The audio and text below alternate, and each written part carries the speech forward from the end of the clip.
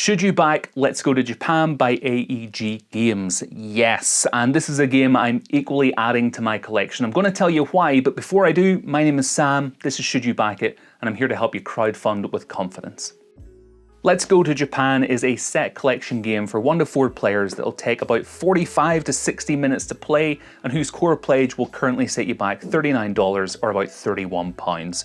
Now when it comes to gameplay, there are 13 rounds in which players will draw really colourful and beautifully designed activity cards which have been illustrated by local Japan-based artists, and you'll strategically place them below different days in the week as you plan out your week-long itinerary for your visit to Japan. You'll be travelling between Tokyo and Kyoto as you try to puzzle out the optimal activities to maximise your experience while balancing your resources.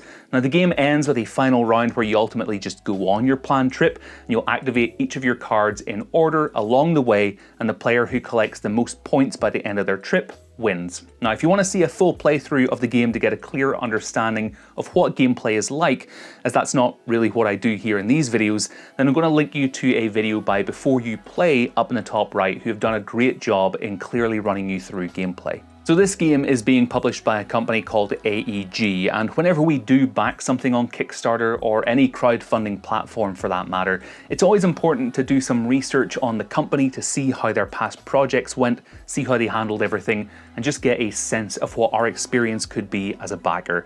Now this is AEG's 17th campaign on Kickstarter, and there are a few campaigns that they still have unfulfilled. Shake That City is the latest campaign. It was due to be fulfilled in March but has been delayed to June, and they're putting out monthly updates there and are very active answering questions and concerns in the comments.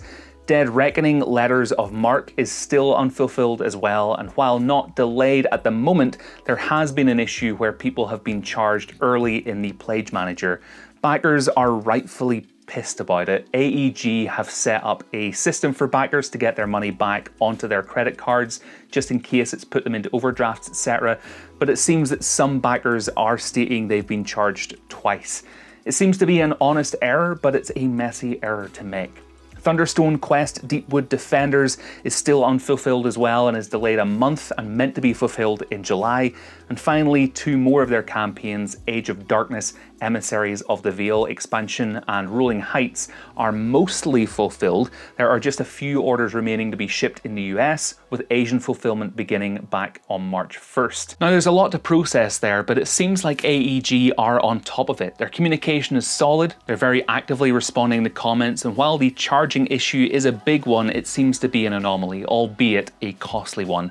All in all, I'd give AEG a green rating for this risk assessment. I believe you'll get your game with minimal delay. I think their communication and customer support will be good, but I'd like to see them close up some of those existing campaigns. So why am I backing this game, and why do I think you should too? I have a game called Lavina by Devere Games in my collection. A good friend of mine, Ben, equally owns Parks. I really enjoy those games, and my wife is almost fanatical about Lavina, which is a very simple game about traveling through a vineyard, collecting wine cards, creating sets with them, and then tallying up points. For me, I can see how Let's Go to Japan could fit in my collection as a way for me to basically get my wife to play something other than Lavina. More broadly though, I think there's a really solid stylistic theme here that is really quite appealing, with a solid and straightforward gameplay loop beyond that. I don't think this game will have groundbreaking gameplay, but I think there's enough here to make this an enjoyable and thematic game that even if it sees the table once a quarter in your weekly gaming group, it has a price point that justifies that. As always though, this is just my recommendation, but hopefully you feel a bit more informed. If you have found it helpful, I'd love it if you could subscribe. I'm a new channel trying to cover the games I think you're interested in, and your support really does help.